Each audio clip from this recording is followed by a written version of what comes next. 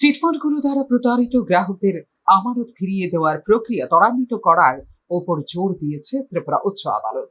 একই সাথে প্রতারিত গ্রাহকদের কাছ থেকে আত্মসাৎ করা বিপুল পরিমাণ অর্থ কাদের হাতে গিয়ে পৌঁছচ্ছে এ বিষয়ে তদন্তে আরও গতি আনতে সিবিআইকে নির্দেশ দিয়েছে ত্রিপুরা উচ্চ আদালত।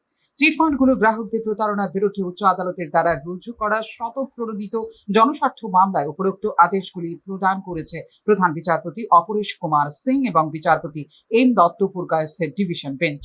চিটফান্ড সংক্রান্ত মামলার তদন্তে সিবিআই সর্বশেষ স্ট্যাটাস রিপোর্ট জমা দিয়েছে বিগত 18 জুন।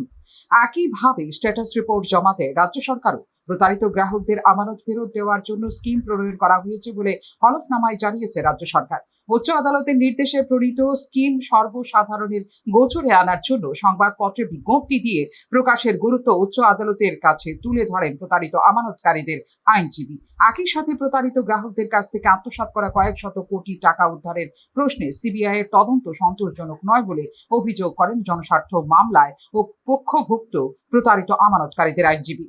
চিটফান্ডগুলোর সম্পত্তি বাজেয়াপ্ত করে এ যাবৎ রাজ্য সরকারের কোষাগারে জমা পড়া 11 কোটি টাকা অবিলম্বে প্রতারিত গ্রাহকদের মধ্যে স্কিম অনুযায়ী বিতরণের প্রয়োগ নীতি নিয়ে সওয়াল করেন প্রতারিত আমানতকারীদের আইনজীবী।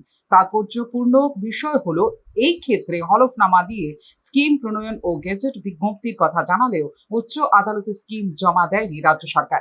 রাজ্য সরকারকে অবিলম্বে এই স্কিম আদালতে জমা দিতে নির্দেশ দিয়েছে ত্রিপুরা উচ্চ আদালত। শুধু তাই নয়, স্কিম অনুযায়ী অর্থ বন্টনের প্রক্রিয়া শুরু করা সম্পর্কে অবহিত করতেও রাজ্য সরকারকে নির্দেশ দিয়েছে ত্রিপুরা উচ্চ আদালত। সিবিআই ত্রিপুরা ইউনিটে সুপারিনটেন্ডেন্ট পদমর্যাদার আধিকারিককে পোস্টিং দেওয়ার বিষয়ে বিবেচনা করতেও সেন্ট্রাল ব্যুরো অফ ইনভেস্টিগেশনকে নির্দেশ দিয়েছে ত্রিপুরা উচ্চ আদালত। জনস্বার্থ এই মামলার পরবর্তী শুনানি তারিখ 8 জুলাই বলে জানিয়েছে ত্রিপুরা উচ্চ আদালত। ফিউরো রিপোর্ট, নিউজ নাও।